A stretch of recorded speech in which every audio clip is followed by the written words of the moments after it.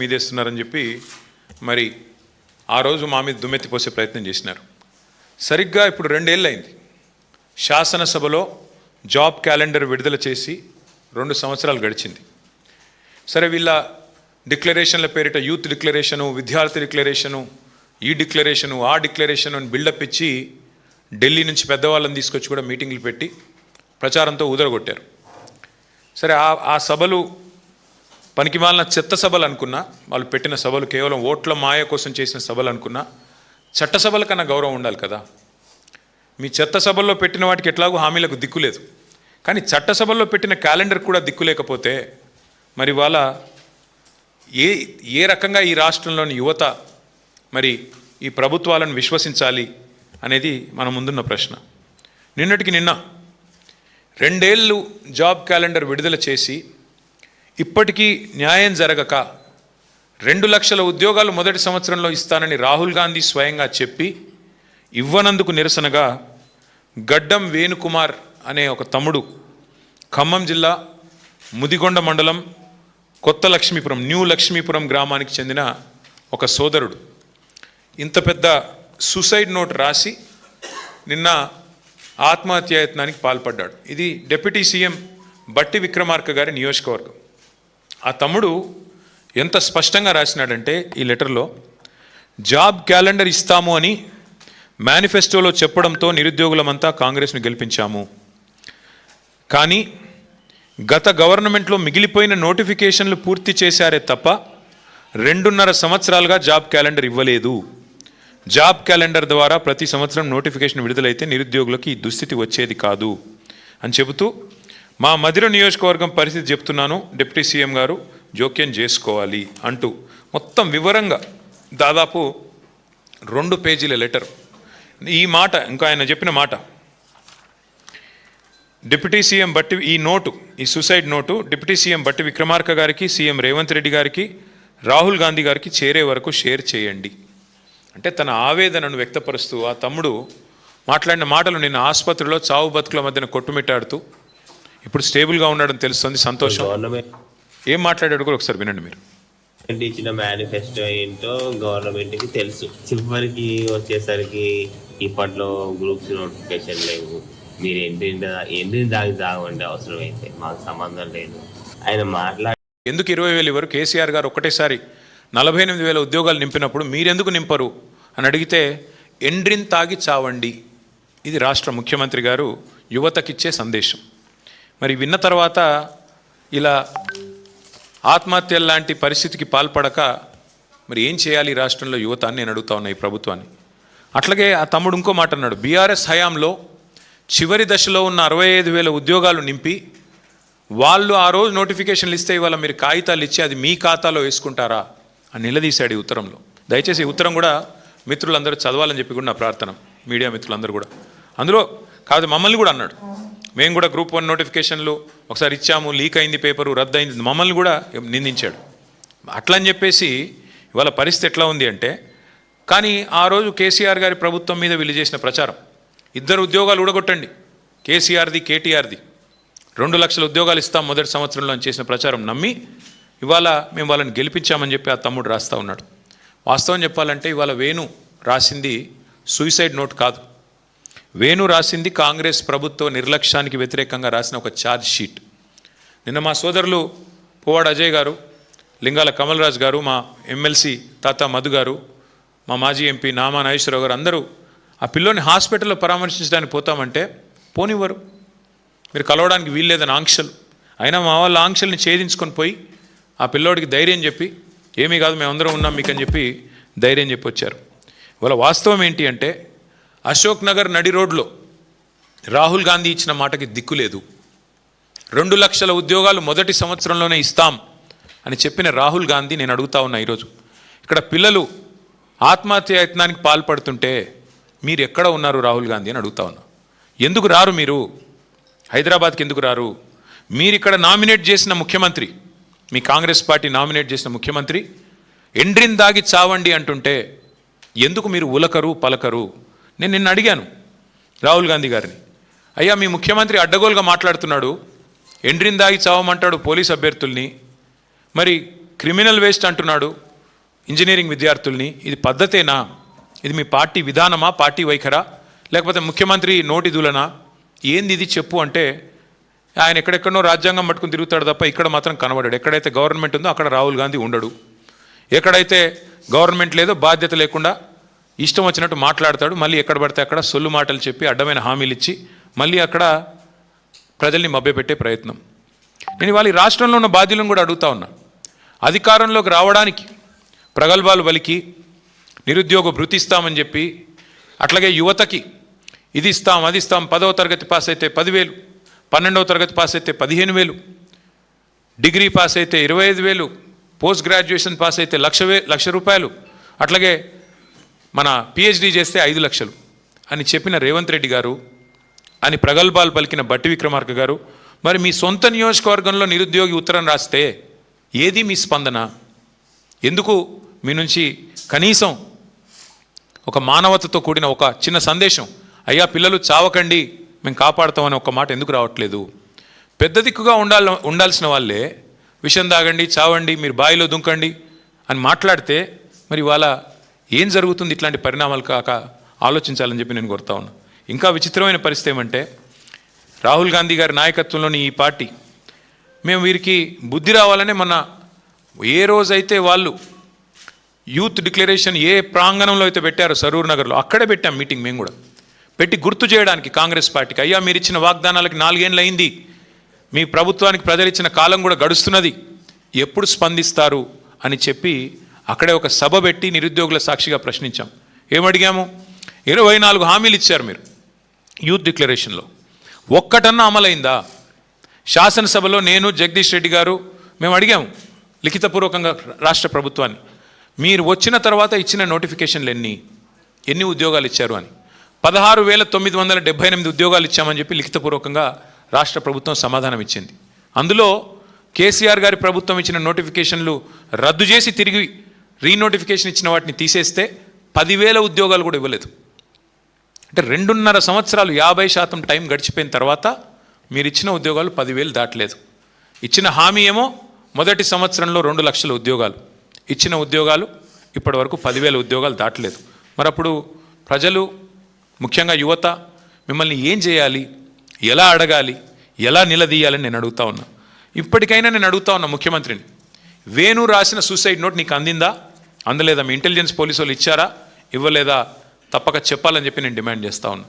ఆ పిల్లోడు రాసిన సూసైడ్ నోట్కి సమాధానం చెప్పే సత్తా ఉందా ఈ ప్రభుత్వానికి, విక్రమార్క గారికి కానీ రేవంత్ రెడ్డి గారికి కానీ? ఒకవేళ ముఖ్యమంత్రి గారికి చేరపోతే వారికి వెంటనే పంపిస్తాను. నేను మా ఖమ్మం జిల్లా నాయకత్వాన్ని కోరుతా ఉన్నా, వెంటనే ముఖ్యమంత్రి గారికి మంచిగా భద్రంగా ఒక కొరియర్ సర్వీస్ పెట్టి ఆయన ఇంటికి పంపించండి, తప్పకుండా చదువుకోవాలని చెప్పి నేను కోరుతా ఉన్నా.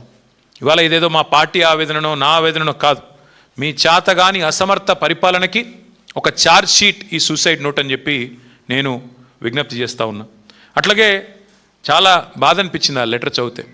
మా తల్లి మానసిక వికలాంగురాలు, ఆమెను జాగ్రత్తగా చూసుకోండి అని ఆ పిల్లోడు చనిపోవడానికి సిద్ధపడి రాసిన లెటర్. అంటే బంగారు భవిష్యత్తు ముంగట పెట్టుకొని వాళ్ళ పిల్లలు తనువులు చాలించే పరిస్థితి వచ్చింది రాష్ట్రంలో. అంటే రాహుల్ గాంధీ అదేవిధంగా రేవంత్ రెడ్డి చేసిన మోసం ఎంత దుర్మార్గమో దీన్ని బట్టే చెప్పొచ్చు. అందుకే నేను ఈ రాష్ట్రంలో పిల్లలకు నేను విజ్ఞప్తి చేస్తూ ఉన్నా. గతంలో 2,32,000 ఉద్యోగ నియామక పత్రాలకి నోటిఫికేషన్లు ఇచ్చింది మా ప్రభుత్వం. మధ్యలో కరోనా వచ్చిన 2 సంవత్సరాలు, అట్లాగే ఈ జోనల్ వ్యవస్థను మొత్తం 95% స్థానిక రిజర్వేషన్లు సాధించడానికి మోడీ గారు మోకాళ్ళడ్డం పెట్టిన 1.5 సంవత్సరాల పాటు మరి వేగంగా ఎంబడబడి నోటిఫికేషన్లు ఇచ్చి మా శక్తి మేరకు ప్రయత్నాలు చేసినాం. 2,32,000 ఉద్యోగాలకు నోటిఫికేషన్లు ఇచ్చాం. తప్పకుండా మళ్ళీ తిరిగి వస్తాం. మళ్ళీ యువతకి తప్పకుండా ఈసారి పటిష్టమైన కార్యాచరణతో, పూర్తి స్థాయి పకడ్బందీ ప్రణాళికతో మేమే మళ్ళీ తిరిగి ఉద్యోగాలు కూడా ఇచ్చే బాధ్యత మాది. దయచేసి తనువులు చాలించకండి, దయచేసి బలవన్మరణాలకు పాల్పడవద్దని చెప్పి కూడా యువతకి నా విజ్ఞప్తి. అట్లాగే రాహుల్ గాంధీ గారు ఢిల్లీలో తెగ పోజులు కొడుతున్నారు. అక్కడ ప్రధానమంత్రి గారి ఇంటి ముందుకెళ్ళి ధర్నా చేసినట్టు, ఏదో కొత్త తరం పిల్లల కోసం వాళ్ళ ఆందోళనకి ఈయన మద్దతు పలికినట్టు చాలా పోజులు కొడుతున్నారు. నేను రాహుల్ గాంధీ గారిని అడుగుతా ఉన్నా, మరి మీ ముఖ్యమంత్రి గారు ఇవాళ ఈ రాష్ట్రంలో ప్రతి సంవత్సరం గ్రాడ్యుయేట్ అయ్యే ఇంజనీర్లను పట్టుకొని క్రిమినల్ వేస్ట్ అని మాట్లాడుతుంటే ఎందుకు ఉలకవు పలకవు? వాస్తవం ఏంటి రాహుల్ గాంధీ గారు? వాస్తవం ఏంటి అంటే ఇవాళ ఈ రాష్ట్రంలో కనుక మీరు చూసినట్టయితే మీకు దమ్ము లేదు. ఈ రాష్ట్రంలో మీ ముఖ్యమంత్రి కానీ మీకు కానీ పిల్లల ముందుకు వచ్చి మాట్లాడే పరిస్థితి లేదు, మీకు దమ్ము లేదు. చేసింది మోసం కాబట్టి. ఇంకా దారుణం ఏంటంటే వేరే రాష్ట్రాల్లో అక్కడ లాఠీ చార్జ్ జరిగినా ఇంకోటి జరిగినా అక్కడ రాహుల్ గాంధీ గారు ఆగమేఘాల మీద పరుగులు పెట్టిపోతూ ఉంటారు. కానీ ఆయన కాంగ్రెస్ పార్టీ పరిపాలిస్తున్న రాష్ట్రంలో మాత్రం ఎక్కడ కూడా ఉలకడు పలకడు. లాఠీ చార్జ్ అయినా, ఉరికిచ్చి కొట్టినా, ఎండ్రిని దాగమని చెప్పినా, అట్లాగే మరి ఇప్పుడు పిల్లల చివరికి సూసైడ్ నోట్లు రాసినా రాహుల్ గాంధీ గారిలో చలనం లేదు. ఒకటి మాత్రం వాస్తవం, ఇవాళ నిజంగా చెప్పాలి అంటే ముఖ్యమంత్రి క్రిమినల్ వేస్ట్ అన్నాక మేమందరం బాధపడ్డాం. ఎందుకు? ఇదే ఇంజనీర్లు కదా ఇవాళ తెలంగాణలో చదువుకున్న ఈ పిల్లలే కదా ఎక్కడో అమెరికాలో కూడా రాణిస్తూ ఉన్నారు. ఎక్కడో అమెరికాలో ఐటీ రంగంలో ఇవాళ మన పిల్లలు ప్రపంచాన్ని శాసిస్తూ ఉంటే ఆ ఇంజనీర్లను పట్టుకొని ఇవాళ తెలుగు రాష్ట్రాల పిల్లలందరూ హైదరాబాద్లో చదువుకున్న వాళ్ళు లక్షల మంది ఉన్నారు అమెరికాలో. వాళ్ళందరూ క్రిమినల్ వేస్టా? వాళ్ళు చదువుకున్న డిగ్రీలు నిష్ఫలమా? ఏది క్రిమినల్ వేస్టు? 89 కేసులు, అత్యధిక క్రిమినల్ కేసులున్న వ్యక్తిని ముఖ్యమంత్రి చేయడమే క్రిమినల్ వేస్ట్. అత్యధిక క్రిమినల్ కేసులున్న వ్యక్తిని ముఖ్యమంత్రి చేయడం కాంగ్రెస్ పార్టీ తీసుకున్న నిర్ణయం, దట్ ఈస్ క్రిమినల్ వేస్ట్. అసలు క్రిమినల్ వేస్ట్ అంటే ఏంటి? రాహుల్ రేవంత్ కలిసి పంచిన గ్యారంటీ కార్డులు క్రిమినల్ వేస్ట్. రాహుల్ గాంధీ రేవంత్ రెడ్డి కలిసి ప్రకటించిన 13 డిక్లరేషన్లు, దట్ ఈస్ క్రిమినల్ వేస్ట్. కరువు టైంలో 100 టీఎంసీల నీళ్ళని కిందికి వదిలేయడం, దట్ ఈస్ క్రిమినల్ వేస్ట్. ప్రగతి భవన్ ఉండంగా రెండో Jubilee hills palace, body palace ఏదో కట్టాడు కదా 200 కోట్ల రూపాయలతో, దట్ ఈస్ క్రిమినల్ వేస్ట్. రాష్ట్రంలో గ్యారంటీలకు పైసలు లేవు, అమలు చేయడానికి డబ్బులు లేవు అంటూ బుకాయిస్తూ మరొక వైపు 200 కోట్లు ఖర్చు పెట్టి అందాల పోటీలు పెట్టడం, దట్ ఈస్ క్రిమినల్ వేస్ట్. అట్లాగే మెస్సీతో ఫుట్బాల్ మ్యాచ్ అని చెప్పి 100 కోట్లు తగలబెట్టడం, దట్ ఈస్ క్రిమినల్ వేస్ట్. కేవలం ఇవాళ బీఆర్ఎస్ నేతలను తిట్టడానికి, మా నాయకుడు కేసీఆర్ గారిని తిట్టడానికి మాత్రమే ప్రజల డబ్బుతో బహిరంగ సభలు పెట్టడం క్రిమినల్ వేస్ట్. అసలు రాష్ట్రానికి రేవంత్ రెడ్డి అనే ఒక సన్నాసిని ముఖ్యమంత్రి చేయడమే పెద్ద క్రిమినల్ వేస్ట్. ఇది వాస్తవం. ఇవన్నీ పక్కకు పెట్టి వాళ్ళ రాహుల్ గాంధీ గారు ఏదేదో మాట్లాడుతున్నాడు. నేను అడుగుతా ఉన్న, ఇంజనీర్లను ఇన్సల్ట్ చేసే అధికారం నీకు ఎక్కడిది? నీ జీవితంలో రేవంత్ రెడ్డి నాకు తెలిసి నకలు కొట్టుకే పాస్ అయిన కేసు ఇది. ఏం చదివిండో కూడా డౌటే నాకు. చదివిండా లేదా సప్లిమెంటరీ పరీక్ష పాస్ అయ్యిందా నాకైతే డౌటే. ఎందుకంటే ఆయనకి సప్లిమెంటరీ పరీక్షలు పాస్ కావడం కూడా ఆయనకి కొత్త ఏం కాదు.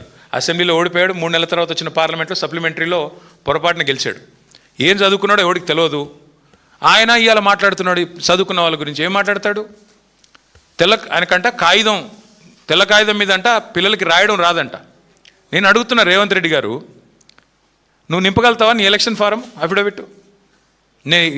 ఏ ఛాలెంజ్ కంటే ఆ ఛాలెంజ్కి నేను రెడీ. నీ ఎలక్షన్ అఫిడవిట్ నింపరా అయ్యా, నువ్వు చూస్తా నీకేం చదవచ్చో ఏమొచ్చో నేను కూడా చూస్తాను. పెద్ద మాటలు మాట్లాడుతున్నాడు. జీవితంలో ఒక పోటీ పరీక్ష రాసినావా? ఒక్క పోటీ పరీక్ష ఏదన్నా కాంపిటేటివ్ ఎగ్జామ్ పొరపాటున ఎప్పుడన్నా జీవితంలో ఒక ఇంటర్వ్యూకి అటెండ్ అయినావా? ఏం తెలుసు నీకు పిల్లల గురించి? మేము కష్టపడి చదువుకున్నా. నేను కూడా జీమాట్ రాసిన, జిఆర్ఈ రాసిన, జవహర్లాల్ నెహ్రూ యూనివర్సిటీ ఎంట్రన్స్ రాసిన, ఆల్ ఇండియా ఎంట్రన్స్లో సీటు సంపాదించి పూనాలో పోయి చదువుకున్నా, అమెరికాలో పోయి చదువుకున్నా. ఎంతసేపు ఏడుపులు తప్ప వేరే వాళ్ళ మీద. ఒక్క ఇంటర్వ్యూ అటెండ్ అయిన ముఖమా నీది? ఒక్క పోటీ పరీక్ష రాసిన ముఖమా? పోనీ ఒక అప్లికేషన్ రాసే తెలివి ఉందా? నకలు కొట్టి పాస్ అయినోడివి, గోడల మీద సున్నలు వేసుకుని బతికినోడివి. నీకే ఇంత ఉంటే మరి పిల్లలకి ఎంత ఉండాలా? ఇవాళ ఎవరయ్యా కట్టేది? ఇవాళ ముఖ్యమంత్రి గారు రైమని తిరుగుతున్న ఫ్లైఓవర్లు కట్టింది ఎవరు? ఇంజనీర్లు కాదా? హైదరాబాద్లో 42 ఫ్లైఓవర్లు కట్టింది ఎవరు? ముఖ్యమంత్రి కూర్చుంటున్న సచివాలయ భవనం కట్టింది ఎవరు? తెలంగాణ ఇంజనీర్లు కాదా? ఇవాళ మీరు కదా ఇప్పుడు ఈ నిమిషం మనం మాట్లాడుతున్న ఈ నిమిషంలో ఎల్లంపల్లి నుంచి పైకి రివర్స్ పంపింగ్ ద్వారా ఇవాళ నీళ్లు లిఫ్ట్ చేస్తూ ఉన్నాం ఎస్ఆర్ఎస్పికి. ఎవరు చేసింది అది? ఇంజనీర్లు కాదా? ఏం మాట్లాడుతున్నాడు ముఖ్యమంత్రి? మీ వెనకాలే ఉంది ఇక్కడ మీరు కూర్చునే కమాండ్ కంట్రోల్ సెంటర్, కట్టింది ఇంజనీర్లు కాదా? అందుకే నేను అంటున్నా, ఈ మూర్ఖపు మాటలు ఎన్ని కట్టిన ఇంజనీర్లకి నాకు రేవంత్ రెడ్డి గారికి నేను చెప్పేది ఒకటే, ఈ ఇంజనీరింగ్ విద్యార్థులకు కట్టడాలు తెలుసు, మీకు సమాధి కట్టడం కూడా తెలుసు. మీ పార్టీకి, మీ అంటే ఆయనకి కాదు, మళ్ళీ మీరు వేరే అనుకున్నారు, మీ పార్టీకి సమాధి కట్టడం కూడా ఆ పిల్లలే తప్పకుండా చేసి చూపెడతారు. నేను ఇవాళ గడ్డం వేణు తరపున, ఇవాళ రాష్ట్రంలో నిరుద్యోగుల తరపున స్పష్టంగా రాహుల్ గాంధీని రేవంత్ రెడ్డిని అడుగుతా ఉన్నా, సమాధానం చెప్పు. 2 లక్షల ఉద్యోగాలు ఎప్పుడు ఇస్తావు? ఎలా ఇస్తావు? నీ జాబ్ క్యాలెండర్ ఎక్కడ సచ్చింది? రాహుల్ గాంధీ ఎక్కడ ఉన్నాడు? ఎందుకు ఉలకరు పలకరు? ఈ తెలంగాణ యువత అడుగుతున్నారు.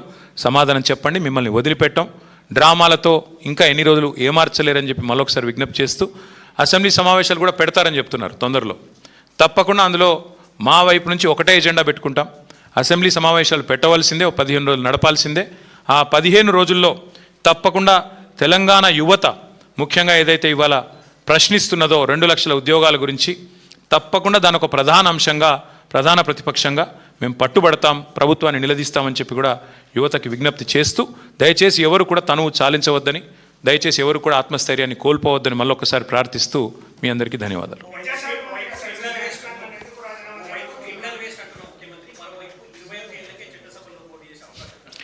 అంటే రేవంత్ రెడ్డి స్టైల్ ఏంటంటే బ్రదర్, ఆయన చేతుల్లో ఉన్నది ఏది చేయడు, చేతుల్లో లేని వాటికి మాత్రం పోదులు కొడతాడు.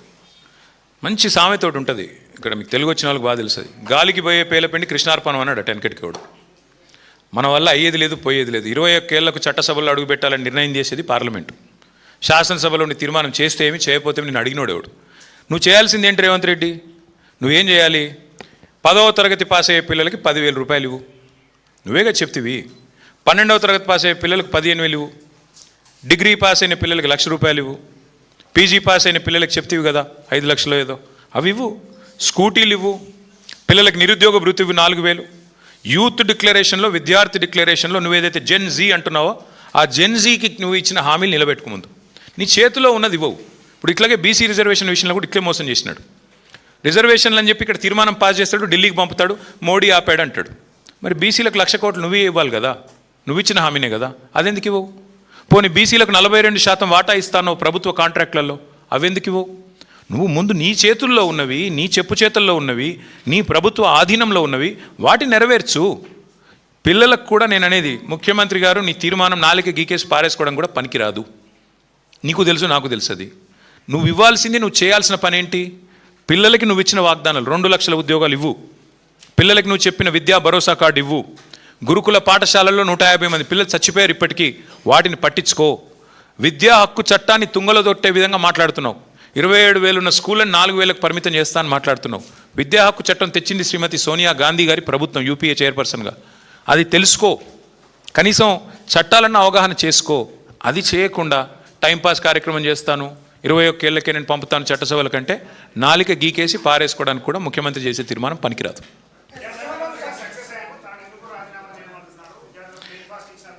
సక్సెస్ అంటే 150 మంది పిల్లల్ని గురుకులాల్లో చంపడం సక్సెస్ అంటే మేబీ రేవంత్ రెడ్డి గారి కొలమానం అది కావచ్చు, లేదా ఎండ్రిన్ తాగి చావండి అని చెప్పడం కొలమానం కావచ్చు తెలంగాణ యువతకి, లేదా 2 లక్షల ఉద్యోగాలని చెప్పి మోసం చేయడమే కొలమానం కావచ్చు. ఏ రకంగా సక్సెస్ అయ్యాడు, దేనిలో సక్సెస్ అయ్యాడు ఆయన, ఏ విషయంలో సక్సెస్ అయ్యాడు మీరు చెప్పండి, నాకు నేను కూడా విని నేర్చుకుంటా.